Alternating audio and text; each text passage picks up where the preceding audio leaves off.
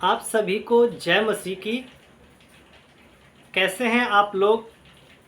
मैं उम्मीद करता हूं कि आप लोग बहुत ही अच्छे होंगे, क्योंकि वो परमेश्वर है जो आप सभी को और हमको भी अच्छे रखने वाले परमेश्वर है। अब आइए, आज हम जानते हैं कि जो लोग परमेश्वर को मानते हैं उनके लिए भी, और जो लोग परमेश्वर को नहीं जानते हैं, नहीं मानते हैं, उनके लिए भी आज जो हम संदेश को लेकर आए हैं, जो वचन को लेकर आए हैं, आज हम बताएंगे कि आज आप लोग क्या जानने वाले हैं। तो मेरे प्रिय भाइयों, बहनों और दोस्तों, आप सभी लोगों को मैं बताने वाला हूं कि जिस परमेश्वर को हम मानते हैं, वो परमेश्वर जो हम हर एक जन को समझाते हैं कि उस परमेश्वर ने जो हमें आज्ञा दिया है ना कि 6 दिन काम करो और 7वें दिन उस परमेश्वर की महिमा करो। तो आज हम वो बताने वाले हैं कि जो परमेश्वर हमें 6 दिन काम करने के लिए बोलता है ना, क्यों? क्योंकि वो परमेश्वर भी 6 दिन काम किया, और वो काम के बारे में आज हम आप लोगों को भी बताने वाले हैं कि वो परमेश्वर ने जो 6 दिन काम किया ना, वो क्या क्या किया। मैं बड़ा शॉर्ट में आपको बताऊंगा, क्योंकि अगर एक एक बातें बताएंगे तो उसके लिए बहुत ज़्यादा हमको टाइम लगेगा। आज के वीडियो में आप लोगों को जो है शॉर्ट में बताऊंगा, और इससे आगे जो वीडियो आएगा उसमें आप लोगों को मैं पूरी तरीके से एक एक वचन को समझाऊंगा। ठीक है? तो इससे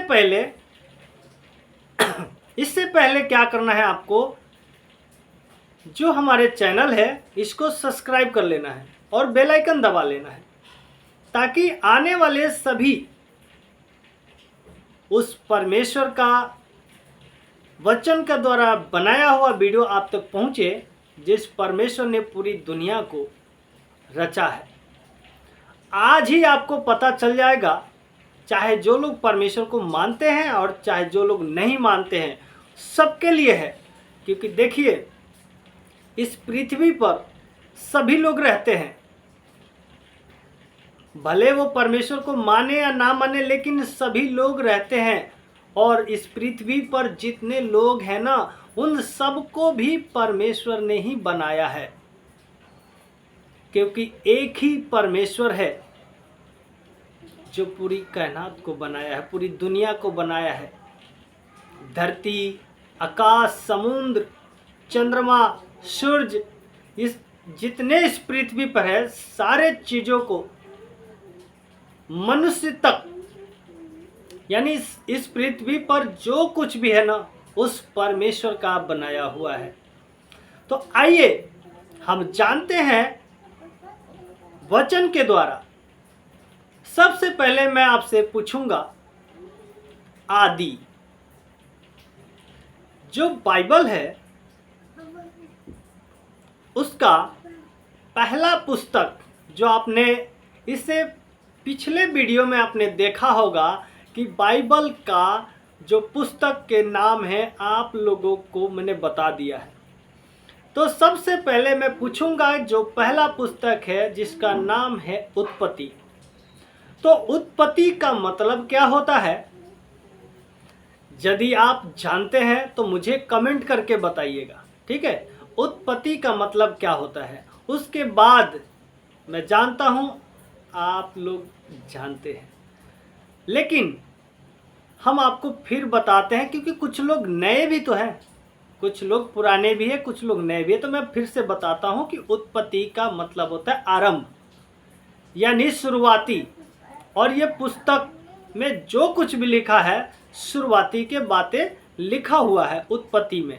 ठीक है, तो आइए उत्पत्ति का जो पहला अध्याय है, उत्पत्ति का जो पहला अध्याय है आपको बड़ा ध्यान से सुनना है, क्योंकि ये शुरुआती का अगर आप नहीं समझ पाएंगे आगे आपको जो कुछ भी समझना होगा ना उसमें आपको देर लगेगा समझने में। ठीक है, तो आइए हम आपको बताते हैं कि जिस परमेश्वर ने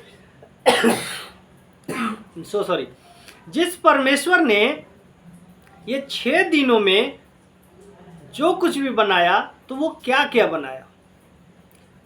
जो पहला दिन था उस पहले दिन में उस परमेश्वर ने, मैं शॉर्ट में बता रहा हूँ क्योंकि अगर मैं पूरे तरह से बताऊंगा तो एक एक वचन को मैं पढ़कर और समझाना होगा, तो अभी के समय में मैं शॉर्ट में बता दे रहा हूँ और उसके बाद जो वीडियो बनाऊंगा तो मैं एक एक वचन को पढ़कर और समझा कर बताऊंगा। ठीक है, आइए हम बताते हैं। उस परमेश्वर ने पहला दिन दिन और रात बनाया। जैसे कि मैं आपको बताता हूँ, पूरा अंधियारा था, गहरा जल के ऊपर अंधियारा था, है ना। जब आगे मैं आपको पढ़कर बताऊंगा समझाऊंगा तो उसमें आपको सब चीज़ बताऊंगा समझा करके। तो आप इतना जान लीजिए, पहला दिन उन्होंने दिन और रात बनाया। वो भी कैसे? जब अंधियारा था अपने शब्दों से उन्होंने कहा कि उजियाला हो। जब उजियाला हुआ तो उजियाला को अलग और अंधियारा को अलग कर दिया। इस प्रकार दिन और रात तैयार हो गया। तो आप जान गए कि हाँ, परमेश्वर ने पहला दिन दिन और रात बनाया। ठीक है, अब आपका दूसरा दिन है गया। दूसरा दिन जो है, दूसरे दिन को उन्होंने, आज आप जो आकाश को देखते हैं, दूसरे दिन उन्होंने आकाश को बनाया। आप लोग ध्यान से सुनिएगा ताकि सभी बातें आपको याद रहे और आपको भी ये जानकारी मिल जाए। तो दूसरे दिन उन्होंने आकाश को बनाया और तीसरा दिन उन्होंने क्या बनाया? देखिए, तीसरा दिन में 1 और 2 और 3, तीसरा दिन में 3 चीज़ें आपको बताऊंगा। वो 3 चीज़ें मैं पहला बता रहा हूं आपको। पहला हो गया पृथ्वी, और दूसरा हो गया समुद्र, और तीसरा हो गया पृथ्वी पर जितना पेड़ पौधा है वो सब, है ना। तो तीसरा दिन ये आपका हो गया। ठीक है, और चौथा दिन जो है बहुत बड़ी चीज बनाया परमेश्वर ने। वो क्या बनाया? जिसके वजह से आज हमको उजियाला मिलता है। 2 चीज बनाया परमेश्वर ने चौथा दिन। 2 क्या है? वो 2 बड़ी ज्योति बनाई। वो 2 बड़ी ज्योति क्या है? पहला जो दिन पर प्रभुता करता है जिसको कहते हैं सूर्य, और दूसरा ज्योति है जो चंद्रमा, जो रात भर प्रभुता करता है ना, रात पर जो हमको प्रकाश देता है ना। ये चौथा दिन परमेश्वर ने बनाया। और बताता हूं आपको जो अब रह गया 5वां दिन। ठीक है, तो 5वां दिन परमेश्वर ने क्या बनाया? 5वां दिन जो है पृथ्वी पर चलने वाला जीव और उड़ने वाला पंछी और जल में जीवित प्राणी, ये 3 चीजें। अब आपको बताते हैं, पहला जल में जीवित प्राणी, ये 3 चीजें जो परमेश्वर ने 5वां दिन बनाया। जल में जीवित प्राणी, और दूसरा उड़ने वाला पंछी, और तीसरा चलने फिरने वाला जीव जंतु। ठीक है, ये हो गया आपका 5वां दिन। ठीक है, अब छठा दिन क्या है? छठा दिन जो है 1 2 3 4, छठा दिन जो है परमेश्वर ने 4 काम किया। पहला काम उन्होंने पता क्या किया? घरेलू पशु, और दूसरा काम वन पशु यानी जंगली पशु, और तीसरा काम रेंगने वाला जंतु यानी सांप, गोजर, केचुआ, ये सब जो रेंगने वाला, रेंग कर चलते हैं। ऐसे बहुत सारे कीड़े मकोड़े हैं, है ना। तो रेंगने वाला जंतु, और चौथा जो है हम, परमेश्वर ने कहा हम मनुष्य को अपने स्वरूप के अनुसार अपनी समानता में बनाए। हम मनुष्य को अपने स्वरूप के अनुसार अपनी समानता में बनाए। तो छठे दिन जो है चौथा काम परमेश्वर ने ये किया कि अपने स्वरूप के अनुसार मनुष्य को अपनी समानता में उन्होंने बनाया। अब मनुष्य को क्यों बनाया? हमारा यहाँ एक सवाल है आप लोगों से, और आप लोगों का सवाल है हमसे या परमेश्वर से कि मनुष्य को परमेश्वर ने क्यों बनाया। तो मनुष्य को परमेश्वर ने इसलिए बनाया, आइए हम बताते हैं। पृथ्वी के सभी जीव जंतु पर अधिकार रखने के लिए, ठीक है। पृथ्वी पर जितने जीव जंतु परमेश्वर ने बनाया ना, उन सब के ऊपर अधिकार कौन रखेगा? तो इसलिए परमेश्वर ने मनुष्य को बनाया। और मनुष्य के लिए क्या भोजन दिया परमेश्वर ने? आइए, अब मनुष्य के लिए परमेश्वर ने भोजन दिया, वो क्या था?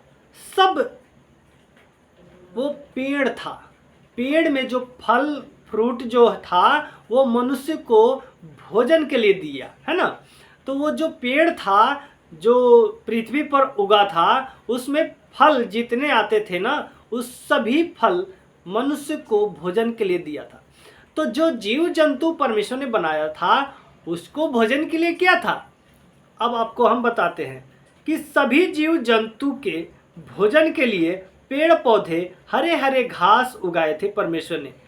तो परमेश्वर ने जो ये 6 दिन में जो काम उन्होंने किया है ना, सच में परमेश्वर ने 6 ही दिन काम किया और ये सभी जीव जंतु को और सभी पेड़ पौधों को और ये जितना इस पृथ्वी पर जो चीज़ भी आप देखते हैं ना, परमेश्वर ने उसको 6 दिन में बनाकर तैयार कर दिया।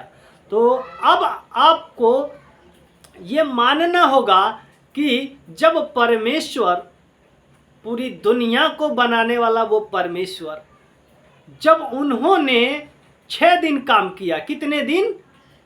6 दिन मात्र। और हम कौन हैं? हम तो मनुष्य हैं।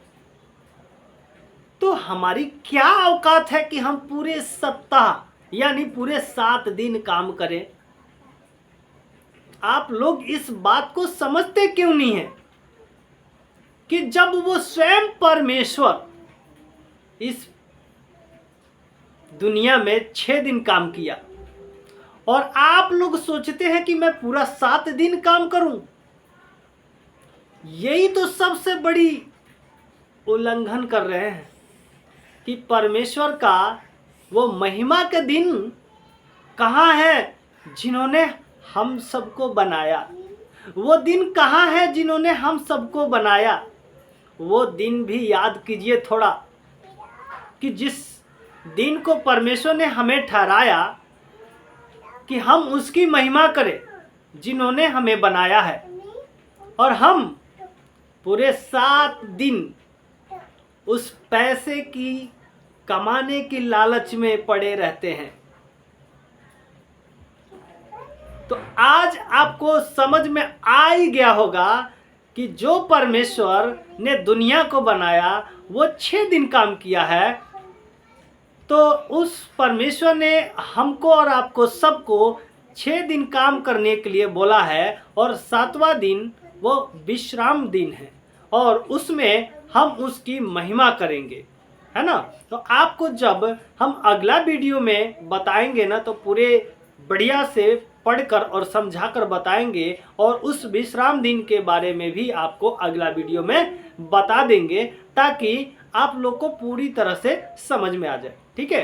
तो आइए, आज के वीडियो के लिए मैं उस परमेश्वर का बहुत सारा धन्यवाद करता हूँ। मैं विश्वास करता हूँ कि ये वीडियो जितने लोग देख रहे हैं, परमेश्वर उनके जीवन में सच में बहुत आज से काम करेंगे और वो परमेश्वर उनके जीवन को बदल देंगे, उनकी बुद्धि को खोल देंगे, उनकी समझ को खोल देंगे और उनको समझ में आएगा कि हमें 6 दिन काम करना चाहिए और 7वें दिन उस परमेश्वर की महिमा करना चाहिए जिसने हमें बनाया है, ठीक है।